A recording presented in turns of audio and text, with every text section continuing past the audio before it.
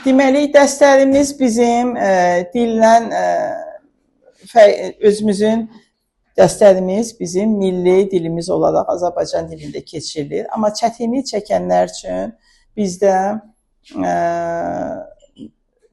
nasional dillərə müraciət edirik. Çətin olan tələbələr rus dilində dərslərimiz keçirilir, ingilis dilində dərslərimiz keçirilir. Yəni, bugünkü gündə dərslərimizdə iştirak etmək istəyən tələbələr dil tərəfdən, qrammatika tərəfdən çətinlik çəkməsinlər, dərslərimizə buyursunlar.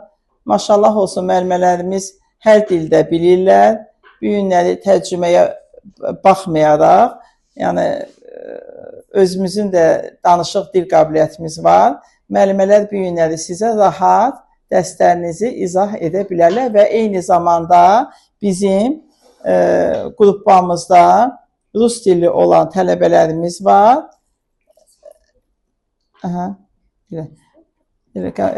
Rus dili olan tələbələrimiz var ki, dərs zamanı dərsin tədrisində çətinlik çəkmirlər və onlar üçün yazılan yazıları, reseptləri, izahatları demək olar ki, müəllimələrimiz iki tərəfli izahatı ilə dərslərimizi rahat başa salırlar. Bizim tələbələrimizin daxilində Pakistanlı tələbələrimiz də var.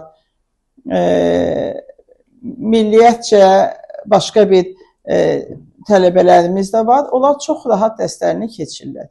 Və siz də, əlavə elə bilərsiniz, siz də rahat öz dərslərinizi sərbəst, dildən fərqi olmayaraq dərslərinizi rahat keçə bilərsiniz. Bu süd niyə bura əlavə olunur? Biskvitimizi hazırlayandan